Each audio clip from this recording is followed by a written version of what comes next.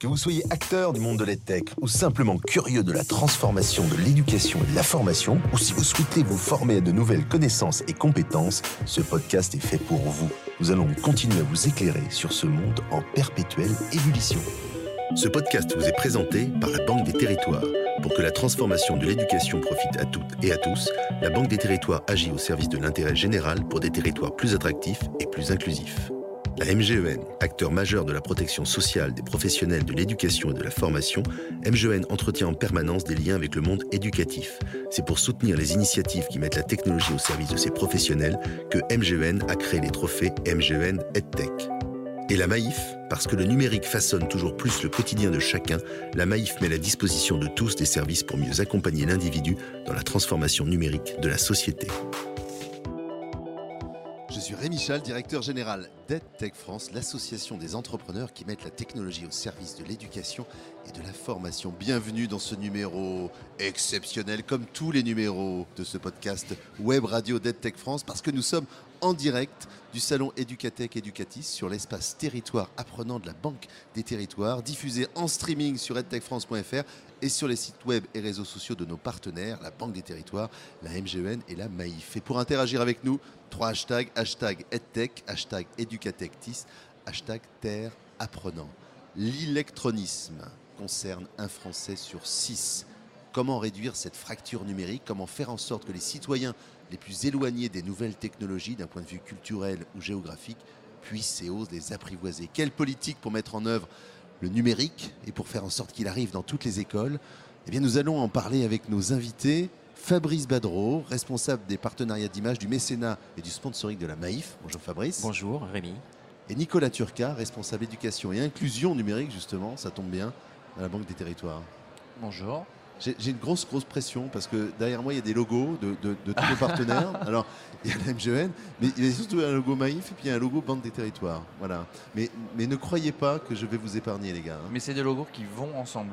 Eh oui, Parce qu'on partage un certain nombre de choses et je pense que ça va être le sujet qu'on va avoir. Vous partagez une couleur d'abord, très le complémentaire. Rouge. Oui.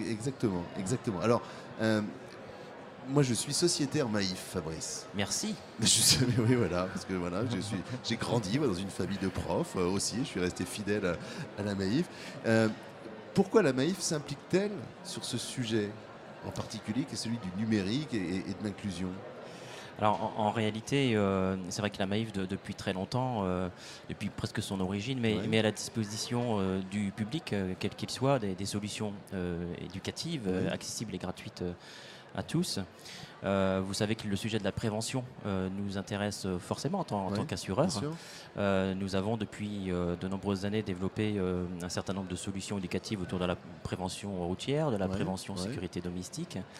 Et il nous paraissait tout à fait évident et naturel, avec l'émergence des nouveaux risques que sont potentiellement les risques numériques, d'apporter notre pierre à l'édifice et de s'installer en tant que marque un peu médiatrice, tiers de confiance numérique quelque part, capable, compte tenu de ces différentes expériences sur de nombreuses autres solutions éducatives, d'apporter une vraie valeur ajoutée, une vraie information, une vraie pédagogie auprès des citoyens et des individus quels qu'ils soient, aussi bien des jeunes que des parents, que des seniors. Voilà, ça fait partie de notre ADN d'être dans la transmission des savoirs et du partage de la connaissance. C'est une vraie volonté chez nous. On souhaite se positionner de plus en plus comme une entreprise à mission, dans le cadre de la loi Pacte notamment, nouvelle loi Pacte, et l'impact des actions on va dire, de communication institutionnelle et des actions institutionnelles de terrain de la Maïf doivent servir cet impact positif sur la société et sur l'environnement. Ce qui est intéressant, c'est pas juste un discours, hein. C'est qu'il y a une réalité derrière. Alors, il y a un truc avec les camions. Oui. Parce que c'est une mutuelle qui a été fondée par des instituteurs. Oui. Il n'y a pas de routiers, il n'y a pas les sociétaires. Il Non. y a 2 camions. Alors, racontez-nous un peu le camion démo et puis le Maïf Numérique Tour. Qu'est-ce que c'est? Alors, parmi les solutions éducatives que j'évoquais tout à l'heure, on a une histoire avec les camions parce qu'il y a plus d'une dizaine d'années maintenant, avec le groupe L'Express, nous avions monté le camion démo, MOTS, qui déjà était une salle informatique mobile qui allait à la rencontre des classes et des élèves et des enseignants. Et pendant une petite heure, les élèves pouvaient s'évaluer sur la maîtrise de la langue française. Il y avait un travail en classe. Il y avait une note, ensuite une évaluation collective, et les meilleures classes étaient après invitées à une fête démo à Paris. On a transformé au bout de 7-8 ans cette première génération de camions démo en studio d'enregistrement mobile cinéma, qui permettait justement aux jeunes de préparer en classe une scénette de 3 minutes en répartissant les rôles entre le scénariste, le maquilleur, les acteurs. Et donc chaque élève dans la classe trouvait sa place, tout à fait. Et une fois qu'ils étaient dans le camion, on pouvait pendant 3 minutes faire une vidéo en direct qui était diffusée sur la plateforme de l'opération. Et puis on a eu aussi pendant 2 ans le camion C'est pas sorcier. Le tour de force, c'était de l'avoir mis sur les routes de France parce que, aussi curieux que cela puisse paraître, ce camion n'existait pas. Il n'existait qu'en studio. Donc, avec le groupe France Télévisions, nous avions mis cette solution itinérante mobile éducative au service des plus jeunes. Et là, donc, nouvelle génération avec le Maïf Numérique Tour. Qui lui est une solution, on va dire, de sensibilisation et d'acculturation de tous les publics, puisque jusqu'à présent les solutions mobiles étaient plutôt destinées aux scolaires. Désormais, on a souhaité ouvrir cette solution éducative itinérante à tous les publics, comme je l'indiquais tout à l'heure. Et donc l'idée, c'est bien de faire prendre conscience au grand public, quel qu'il soit, des risques, mais également des opportunités du numérique. Les risques existent, oui, mais c'est en ayant conscience de ces risques qu'on devient quelque part un acteur responsable des usages numériques et pas simplement un consommateur passif. Et ce qui nous importe, nous, dans l'ensemble des solutions que nous mettons en place, c'est pas que du discours, c'est une vraie réalité, puisqu'on a plein d'actions qui vont dans ce sens-là. C'est comment toutes les actions permettent à chaque citoyen de reprendre en main un peu son identité numérique, reprendre en main, cultiver son esprit critique pour être dans la société actuelle un vrai individu, un vrai citoyen, éclairé, averti et plus responsable in fine. Et concrètement, il y a quoi dans ce camion? Alors, c'est gros, non? C'est un sbire-mort, quoi. C'est un 38 tonnes qui, lorsqu'il est déplié, fait 60 mètres carrés avec un certain nombre d'équipements multimédia, numériques innovants qui sont des sols et des murs interactifs, des grandes tablettes tactiles, des plus petites, un robot Nao que beaucoup connaissent aujourd'hui, des M-Bots bien évidemment, et des microscopes électroniques également. Et l'idée, c'est pendant les journées scolaires, puisque le camion... c'est plutôt à destination des écoles? Alors, 2 jours sur 3, on va dire. Le camion circule 6 jours sur 7 dans la semaine. En général, c'est 4 jours scolaires et 2 jours grand public.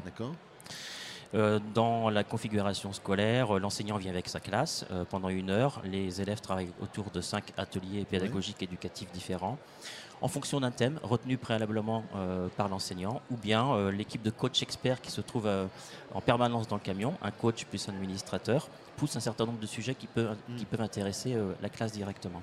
Et donc pendant 1 heure, les élèves passent d'atelier en atelier pour faire du coding, faire de la programmation, découvrir le monde vivant avec le fameux microscope électronique que j'évoquais tout à l'heure, faire des quiz en live à partir de ressources numériques mises en ligne par différents acteurs, que ce soit le ministère de l'Éducation nationale qui est partenaire de l'opération, au même titre que la Banque des territoires, bien évidemment.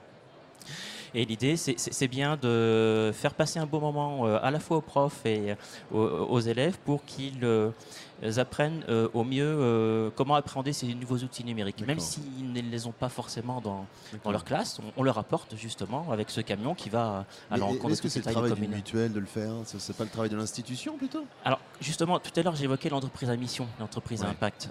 Nous souhaitons aller au-delà de notre métier d'assureur. Nous pensons que les sociétés, les décideurs publics ont une responsabilité à jouer sur un certain nombre de sujets, qu'ils soient sociaux, écologiques, économiques.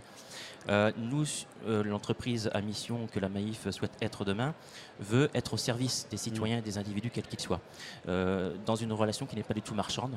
On est vraiment sur une solution non marchande, comme on dit chez nous. Et l'idée, c'est bien de permettre à chacun de mieux comprendre le monde dans lequel il vit, notamment le monde numérique, pour lui donner les clés d'être un acteur responsable de ce monde numérique, et pas un consommateur passif, comme je l'indiquais tout à l'heure. Donc voilà, c'est la volonté, en tous les cas, d'être dans ce partage de la connaissance, de la transmission des savoirs, pour permettre à chacun de mieux grandir et de quelque part de participer au mieux commun et au bien commun. Alors Nicolas, la Banque des Territoires est partenaire. Donc toi-même, il t'arrive de conduire le camion avec un débardeur ou pas du tout? Non.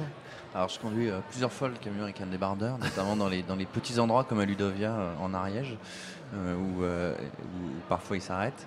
Non, il s'arrête ce camion dans des territoires qui sont souvent éloignés du numérique, dans lesquels c'est pas naturel, c'est pas les grandes métropoles, et c'est la raison pour laquelle quand on dit éloigné du numérique, ça veut dire quoi? Ça veut dire qu'il n'y a pas la 4G, il n'y a pas Internet, ou c'est un petit peu plus complexe que ça? C'est plutôt un obstacle aussi culturel? C'est une réponse de Normand, c'est un peu de tout ça, quoi, Ouais. en fait. Ouais.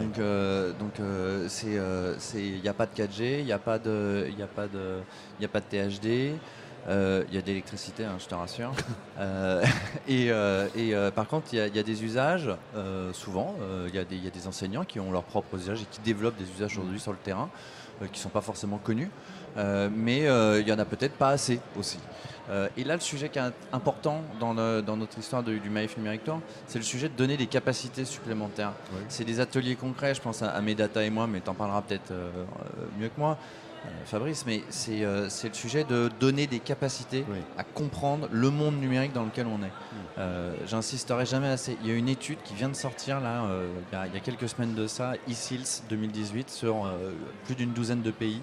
Il y a 2% des élèves d'une classe de 5e, d'une tranche d'âge vers les 5e, qui aujourd'hui comprennent l'objet numérique auquel ils font face. 2%.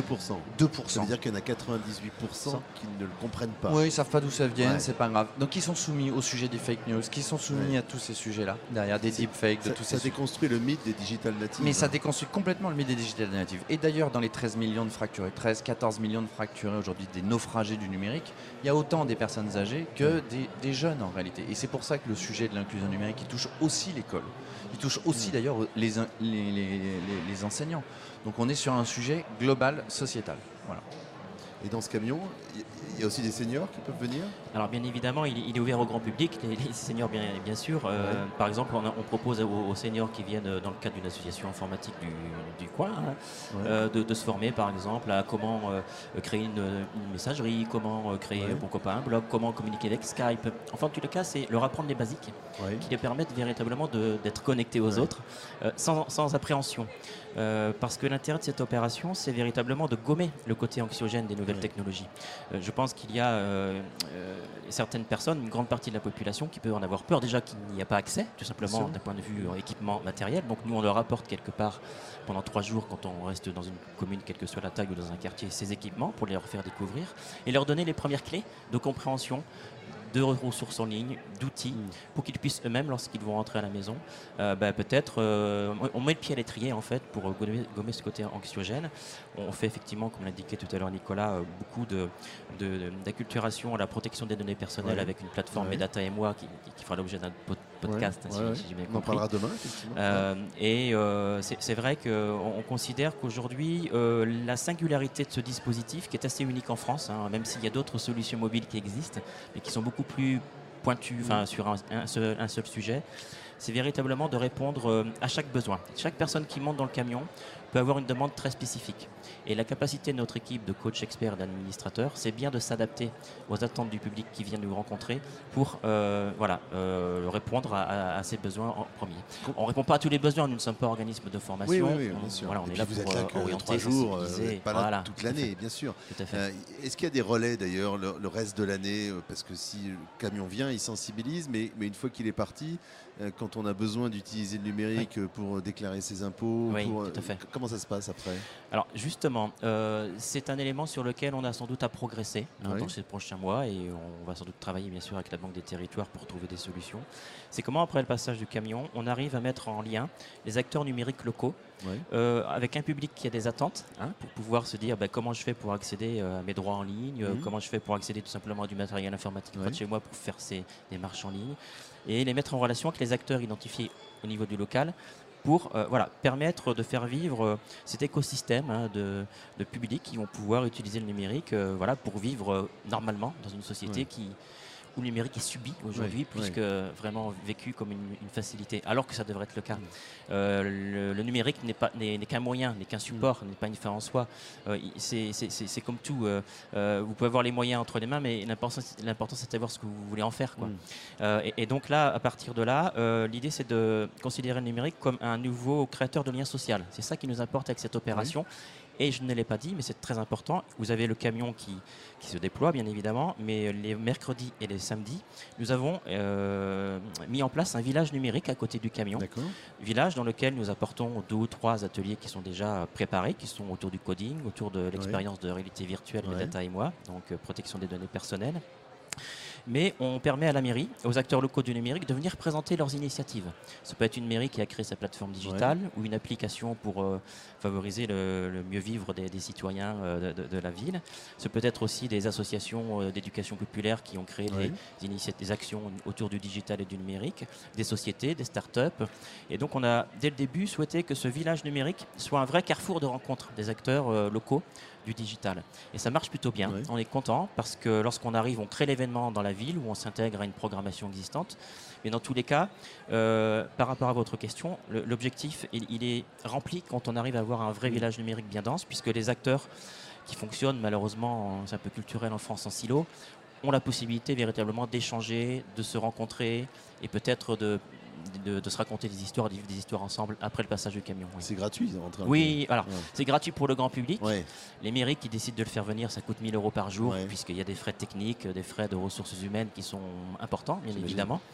Mais c'est un investissement pour la Maïf, mais c'est pas du tout une opération commerciale, c'est une opération, moi je dis d'intérêt général, quoi, quasiment. Et c'est aussi une opération pour la Banque des Territoires, parce que financer en partie ce dispositif.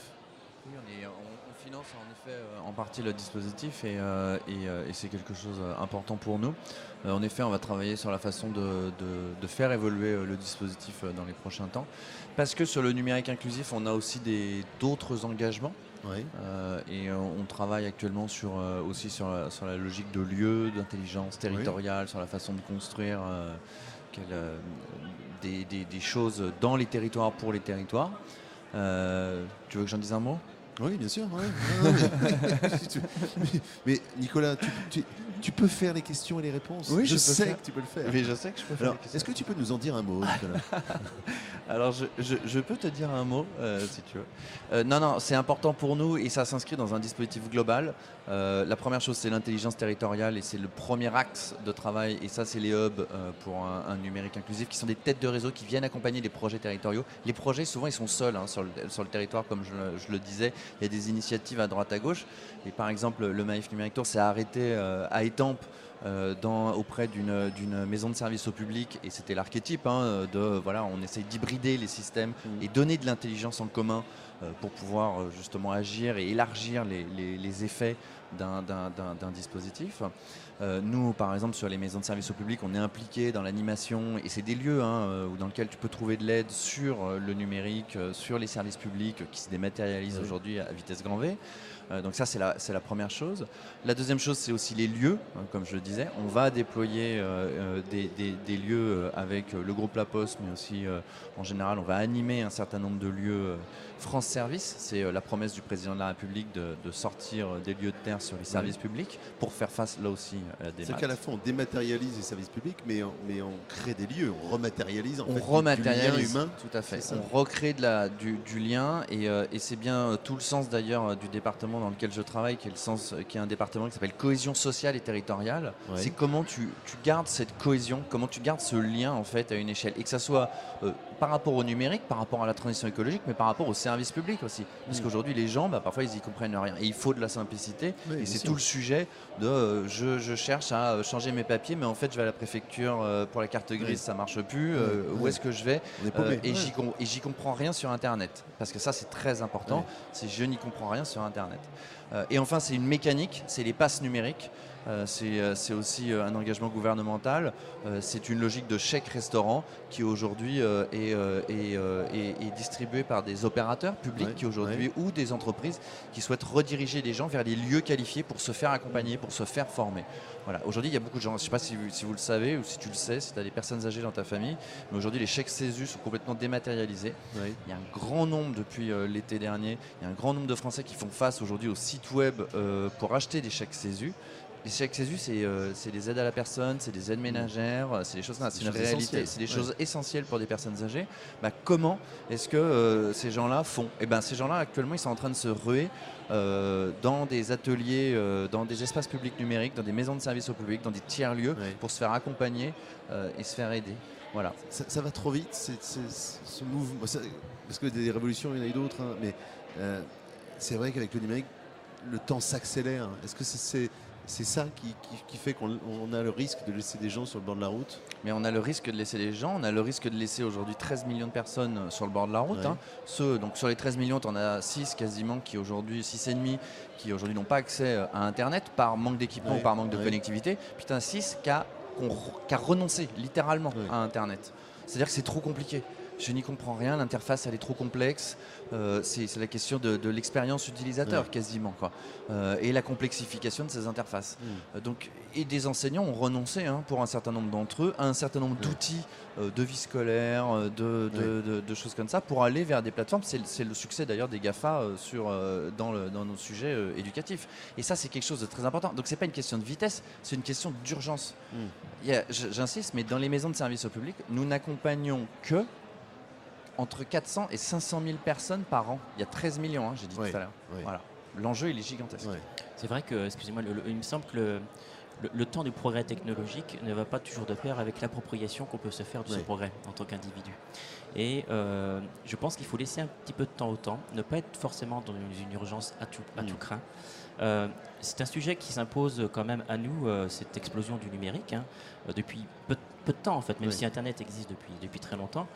On est de plus en plus dans l'instantané, dans la pression du moment, dans le fait qu'il va falloir trouver des réponses rapides. Mais le numérique aujourd'hui, c'est un sujet tellement complexe qu'il embarque beaucoup d'acteurs de terrain, qu'ils soient publics ou privés, et qu'il va falloir du temps pour structurer un peu les réponses qu'on peut apporter, les bonnes réponses qu'on peut apporter au public qui sont en retard de connexion quelque part, dans tous les sens du terme. Nicolas ? Alors j'ajoute juste un dernier point, il y a un dernier exemple, parce qu'à chaque fois on me dit le numérique inclusif ou l'inclusion numérique ou les services publics, c'est quelque chose d'éloigné. C'est faux de l'éducation. C'est faux et c'est vrai à la fois. C'est vrai parce que c'est des sujets de médiation, c'est les travailleurs sociaux, donc c'est un prisme particulier, mais c'est aussi le premier service public en volume. D'accord, faut toujours s'en souvenir.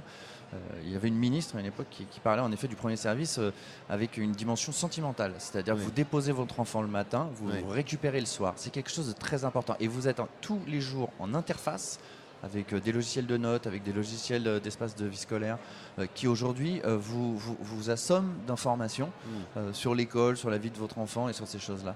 C'est fondamental. Aujourd'hui, le pass numérique permet par exemple d'identifier, et il y a des enseignants en Côte d'Or, il y a des expérimentations qui ont été menées en Côte d'Or sur le fait qu'on s'apercevait en fait que les décrocheurs scolaires étaient ceux dont les parents ne regardait jamais en fait les logiciels de notes ou les logiciels de il faut faire ça à l'école, de cahier de texte en fait, l'équivalent de cahier de texte.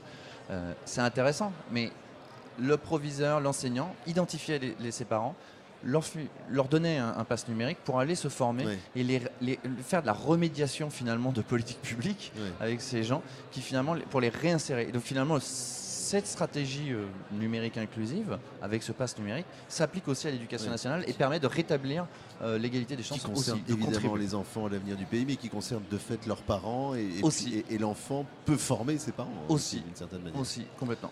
Alors c'est vrai que quand on parle du public un peu déconnecté du numérique, il faut dire que les enseignants sont parfois un peu désemparés.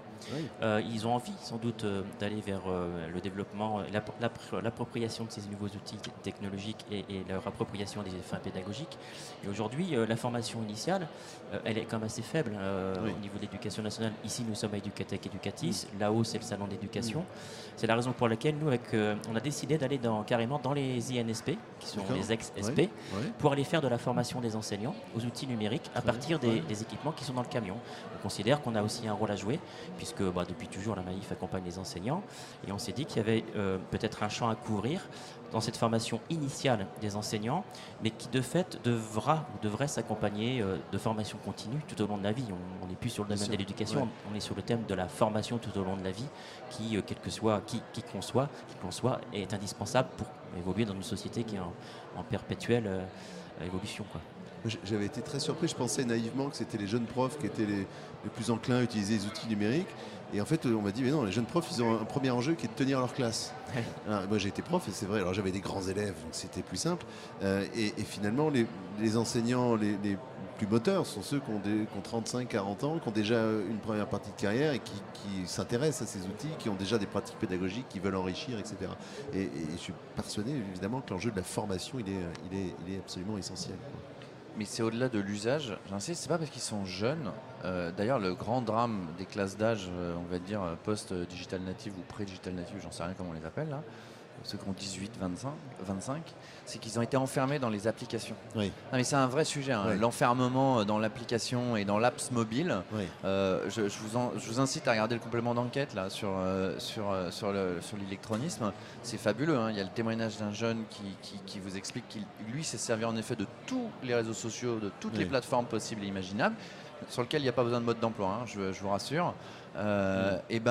Pour rentrer dessus, pour les engager, c'est même le principe même des UX designers de ces applications. Et la question en fait, elle n'est pas tant là-dessus que sur la question de l'humanité numérique, des humanités numériques. Et donc c'est la question des compétences numériques derrière des enfants. C'est la question, c'est toutes ces questions-là, mais c'est pas la question du code ou de voilà. Ce matin, je pense que Claude Thérosier a évoqué ces sujets-là. C'est pas seulement cette question-là, c'est aussi avoir un regard critique sur le monde numérique qui nous entoure. Et ça, c'est fondamental. Au-delà de la découverte d'un robot Nao, voilà, c'est la question de qu'est-ce que ça veut dire la robotique, qu'est-ce que ça veut dire l'intelligence artificielle au-dessus de moi, voilà. Comment je le maîtrise? C'est ce que disait Comment Claude, je dépasse? Parce qu'il y a un paradoxe, il y a un paradoxe fondamental sur le numérique. C'est capable de vous prendre et de vous mettre sous une intelligence artificielle. Vous avez un certain nombre aujourd'hui de livreurs qui sont sous une intelligence artificielle, quasiment, sous un algorithme. Et puis, en même temps, le numérique, c'est le premier et probablement peut-être dernier ascenseur social encore existant. Oui. Les écoles de code, Simplon, on est investisseur chez Simplon, c'est quelque chose de très important. C'est un ascenseur social. Aujourd'hui, c'est une réalité. On a besoin de codeurs et vous pouvez être décrocheur et 42 l'a montré. Voilà, c'est des choses importantes. Mais le problème aujourd'hui de l'inclusion et de la fracture numérique, c'est que bien souvent, on rajoute il y a une double peine. C'est-à-dire qu'on a déjà des publics qui sont en difficulté sociale, culturelle, éducative, et en plus, on leur impose du numérique qui les éloigne encore plus. Il y a une double fracture en fait qui est liée à cette émergence du numérique et le fait qu'on n'a pas forcément les équipements, les outils, la connexion qui va bien pour y arriver. Même si on a tous un smartphone, ça ne veut pas dire pour autant qu'on sait faire une lettre et un CV sur un outil bureautique simple, Word ou utiliser Excel. Donc c'est aussi ça, la vie professionnelle. On est attendu sur ces sujets-là. On n'est pas attendu que sur le fait de maîtriser des outils ou des applications sur des téléphones portables. Donc il y a un vrai enjeu d'accompagnement, bien évidemment, mais qui concerne pour moi tous les publics. On est un petit peu tous responsables, tous on peut être acteurs d'aller sur un mieux commun numérique, mais il faudra du temps, comme je l'indiquais tout à l'heure, puisque c'est une mise en réseau d'acteurs très diversifiés. Mais c'est indispensable de le faire parce qu'on sait bien que si c'est bien utilisé, le numérique peut être justement cet ascenseur qui peut permettre à certaines catégories de population de mieux être intégrées à la société, bien évidemment. Je suis maire d'une commune rurale, je veux que le camion vienne chez moi, comment je fais? Déjà, je vais vous donner ma carte. Et puis non, mais il fait une tournée de 11 mois sur toute l'année, effectivement. On visite toutes les régions de France. Depuis 2 ans maintenant que le dispositif existe, nous avons accueilli 100 000 visiteurs, utilisateurs du dispositif. Nous avons visité 140 villes-étapes de toute taille, aussi bien des petites communes de 700 habitants que des communautés de communes, que des quartiers. On va aussi de plus en plus, et c'est notre souhait, d'aller sur des publics sociaux, notamment les UDAF, les caisses d'allocation familiale, qui développent des vrais programmes d'éducation autour du numérique, autour de la parentalité. Je n'ai pas évoqué Quant, qui est partenaire de l'opération et qui nous a mis à disposition dans le camion un atelier autour de la parentalité numérique, parce qu'on voit bien que le sujet numérique peut être un sujet de friction dans les familles. Mais la parentalité numérique, c'est aussi... Qui, un enfant, un ado, passe au moins 2 heures par week-end à essayer de lui arracher des mains le smartphone ou la tablette qu'on a nous-mêmes mis dans ses mains. C'est ça qui est vicieux. On donne un truc à un enfant et puis immédiatement, une fois qu'on lui a lui donné, on lui retire. Arrête, ça suffit. Après, tout dépend ce qu'il en fait et tout dépend ce qu'il a comme activité périphérique. Tout est dans la modération, c'est comme beaucoup de choses. Je pense qu'il faut que les enfants soient connectés, bien sûr, à des fins ludiques, mais à des fins éducatives, mais aient en parallèle des activités physiques, sportives, sociales, qui permettent à chaque individu de trouver un équilibre dans la société et vis-à-vis des autres, tout simplement. Oui, parce que c'est pas seulement la faute de l'objet numérique, c'est aussi une question d'éducation. Bien sûr. Oui. Mais on a eu les mêmes débats quand j'avais 12 ans avec la télé, quoi. Voilà. Exactement. Et c'était déjà un écran, quoi. Et aujourd'hui, on remarquera qu'on ne parle plus du tout de la télé. C'est fini. Parce que les gamins ne la regardent plus. Donc, c'est plus cet écran qui pose problème. En tout cas, merci à tous les deux. C'était passionnant. Merci. De visiter le camion. Voilà. Vous êtes cordialement invité. Alors, en ce moment, il est à Bordère-sur-l'Échier dans le 65. Ouais. Après, nous allons du côté de Boé, dans le 47 de mémoire. Et puis Blois et L'Isle-Adam dans le 95. Ouais. Et nous finirons sans doute l'année par la visite de l'INSP de, si je ne me trompe pas, de Saint-Brieuc. Génial. Et est-ce que à chaque fois, vous rapportez des spécialités locales? Parce qu'à la fin, il peut y avoir le grand banquet du Maïf Numérique Tour. Ça peut être un truc assez fou quand même. Alors, si je suivais le camion sur toutes les étapes, effectivement, je risquerais de prendre du poids. Mais... Non, vous êtes svelte et lancé. Quelle ligne, Fabrice. Bien, merci beaucoup à tous. C'était passionnant encore une fois. Merci à toi. Nicolas. Merci beaucoup, Fabrice. Merci conducteurs de camions, à ceux qui les animent et à ceux qui les visitent. Merci au public. De plus en plus en délire. C'est carrément incroyable. Est-ce que vous êtes chaud, Educatech? Ouais, on dirait un EHPAD là. Bon alors, c'est la fête de fin d'année à l'EHPAD. Nous allons rencontrer les EHPAD aussi, les camions, nous pouvons le faire. Super. Bien, merci en tout cas. C'était très, très intéressant et on aura plaisir à le réécouter parce que c'est en streaming, mais c'est aussi en podcast très vite cette émission. Nous sommes toujours en direct sur le stand Territoire apprenant de la Banque des Territoires avec la Maïf et avec la MGEN. On continue avec un autre talk. À très bientôt. Que vous soyez acteur du monde de l'EdTech ou simplement curieux de la transformation de l'éducation et de la formation, ou si vous souhaitez vous former à de nouvelles connaissances et compétences, ce podcast est fait pour vous. Nous allons continuer à vous éclairer sur ce monde en perpétuelle ébullition. Si vous voulez nous suivre et nous soutenir, abonnez-vous au podcast EdTech France, disponible sur l'ensemble des plateformes d'écoute. N'hésitez pas à le noter, 5 étoiles, et à en parler autour de vous. Vous pouvez nous retrouver sur nos réseaux sociaux. Merci à Maxime Maton pour la production de ce podcast et à notre journaliste Natacha Lefauconnier pour la préparation des interviews.